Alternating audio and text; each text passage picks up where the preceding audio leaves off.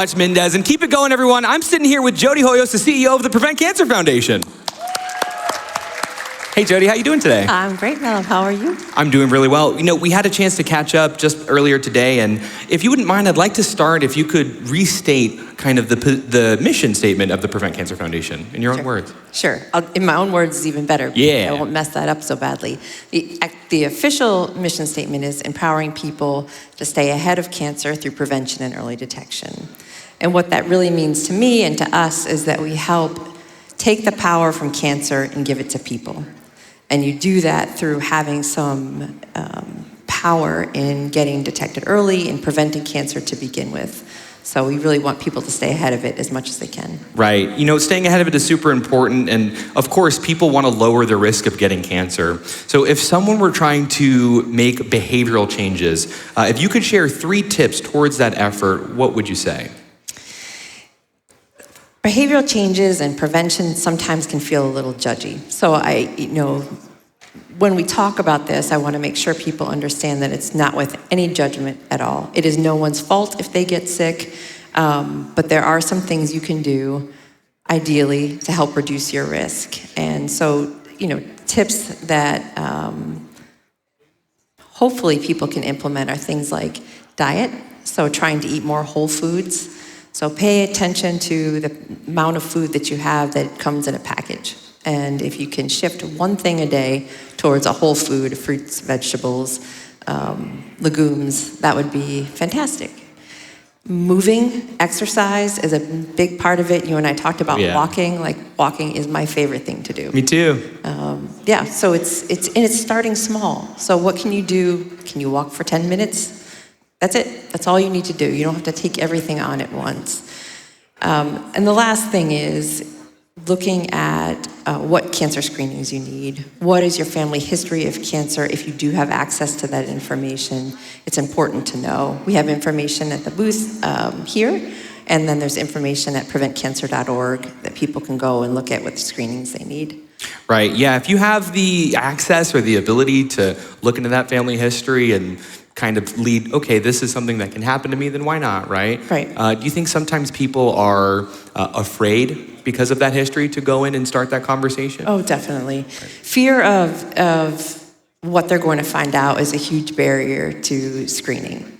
So, people, they don't want to know. Right. And I get that. I mean, I think all of us on some level have felt that before. Reminding yourself and reminding each other that the earlier a cancer is detected, the better the treatment options are for you and the more effective the treatment can be. So it's scary, but it's also really important. And what about people who don't necessarily know what to get screened for? Is there a tool that they could use to kind of bring to their healthcare provider and say, hey, these are some of the things that I'm curious about? Oh, awesome question. Yes, because we do have a quiz on our website that people can use and print out so that they can get the screenings that they need and go and have a conversation with their healthcare provider. Yeah. So preventcancer.org has that information. Makes it a bit easier. Yeah. Can you tell me about the impact that Awesome Games Done Quick has had on PCF? It's huge. So I think it's so multifaceted. So I'll talk about the overall support, financial support, which is enormous. So it's because this community has given the trust and the kind of the passion that you all bring to the table for this work, it's enabled us to look across the globe for the best opportunities for making an impact in prevention and early detection. And that's very freeing, and it's not very common.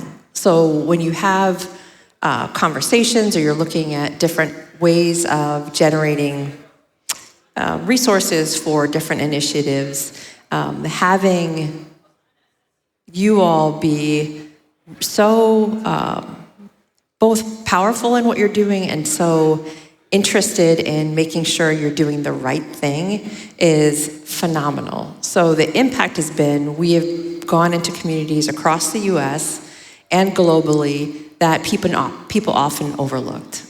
So we're looking at communities that often don't have the resourcing to apply for large grants. They often don't have the experience doing that. And we want to make sure they know we see them and we stand with them, and we do that because you guys have allowed us to do that. So it's been amazing. The other kind of tract on that is the community itself. So having relationships and meeting you all and understanding what's important to you and what we need to be thinking about is also had a huge impact on us. So thank you for that. Yeah, well, thank you for what you do as well. How about, let's move on to early detection, right? It's part of the mission statement. Can you tell me more about what's on the horizon in that regard? So the future of early detection. It's coming to people. So it's moving away from these centers where people have to travel far and sometimes low resource centers, and coming to be more accessible. And how that's happening is through, in one avenue is blood tests. So on the horizon, we're keeping a close eye on the ability to detect signals for cancer, both single organ cancer, so colorectal cancer, lung cancer, and multi-cancer early detection tests, which are blood tests that can detect the signals for multiple cancers through one single draw. AI has become a huge part of early cancer screening, and that's by looking at imaging and being able to see things that might otherwise be missed. So it's a powerful time for cancer screening right now. Yeah, and I mean, all of that it's so beneficial, right? Like utilizing technology to help recognize things, like you said, that might get missed, or just human error kind of gets eliminated in a sense there. Right. So something to look forward to. I have another question for you here. Yes. How would you advise someone who is looking to prioritize their time, right, when it comes to prevention efforts? This one, someone said to me before, they said, you either make time for your health or you make time to get sick. You decide. That sort of hit home for me. People have all different lives. We all have time constraints. Prioritizing yourself and your health is the most important thing you could do. So I've met a lot of people in the GDQ community, and I'd say there's no question to me that you take care of friends, family. You're good friends. You're good people. Are you looking out for yourself? And even if that's 10 minutes a day, even if it's that 10-minute walk, if it's packing a lunch that has some foods that you might make you feel better at the end of the day, take the time to do that. But don't feel like you have to take it all on at once. You don't have to turn over an entire new life. Just tick off a box. Small changes, Yeah, right? It takes the small steps to get going. And my last question for you, as we know, gaming can be a powerful catalyst to help bring people together, create joy, and even change the world. Is there a video game that holds a special place in your life? So this is a spoiler alert. I didn't want to... Tell me earlier. So, yeah. So Munchman is the name of the game, and it is my fondest memory, and it's probably so obscure for people, but we had a Texas Instruments computer, which was in my basement, which was terrifying to go into. I mean, did not enjoy going into the basement. But that is the place the computer was, and that is where Munchman lived. So I delved into the basement to go hang out with Munchman, which is very much would remind you of Pac-Man. You probably have no idea how relatable that statement you just said is. I have so many games where it was the same thing for me. But that's our time for now. Jody, I want to thank you so much for sharing those great tips and for being with us today, and really for everything the Prevent Cancer Foundation does. Other than that, that's been it. Thank you very much.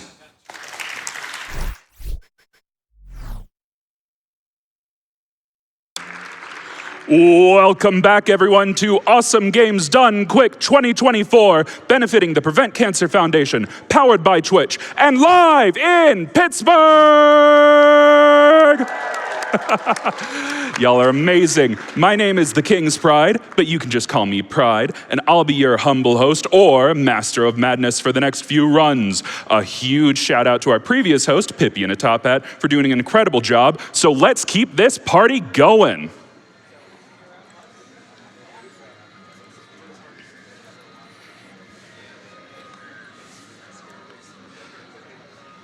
Day 1 of AGDQ. How's everybody feeling today? I love to hear it. We are having a great time out at the first AGDQ in person in a very long time.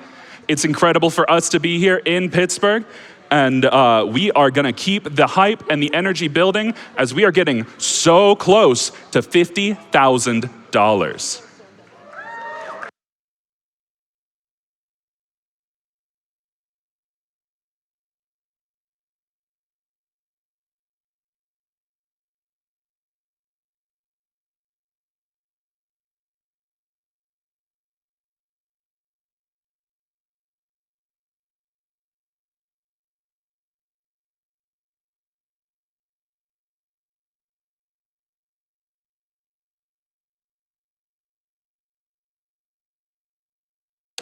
Pushing us closer to that $50,000, we have $25 from Cypress, who says, it's GDQ time once again. Looking forward to all the runs we have ahead of us over the week. GDQ hype!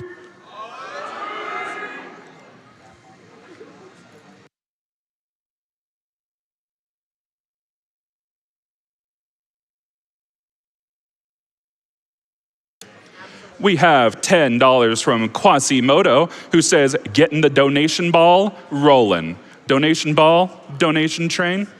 I think that Twitch chat's up to the challenge either way.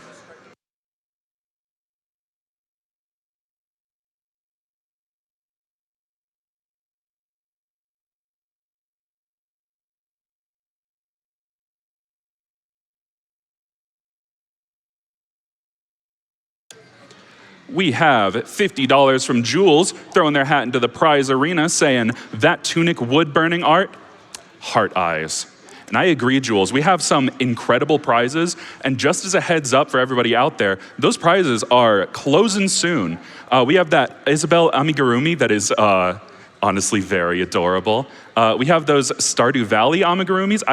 I love the amigurumis, but I would just like to point out that the right one, that blue chicken, looks like Kojiro from Ocarina of Time, so you know, might throw my hat in on that one. But all of those are gonna be closing at the end of the checkpoint.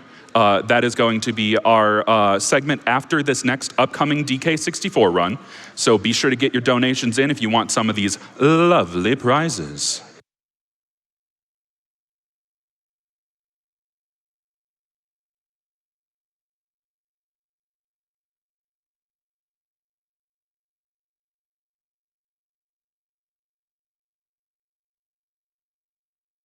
We have $25 from Tim and Paul, who says, love GDQ and PCF.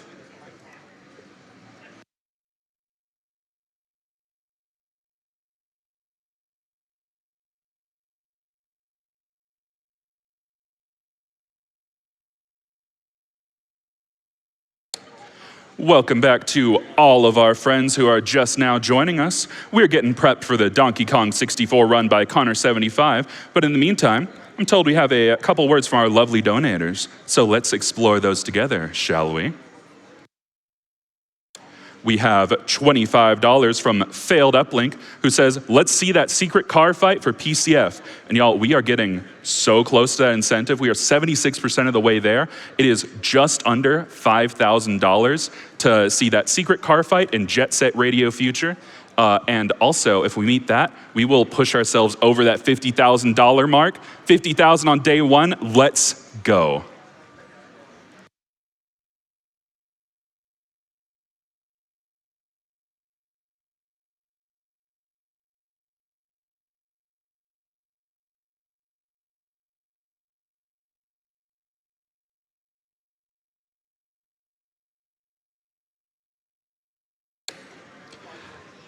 I have a $50 donation from Alter13, who says, first time watching live, best of luck to all the runners today. Can't wait for the DK64 run.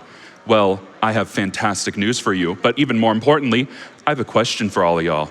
Are you ready for a barrel of monkeys and fun? Are you ready to go ape? Absolutely bananas? If so, then join us as we barrel blast off for this Donkey Kong 64 No Levels Early Run by Connor75. Connor, you're okay to take it away.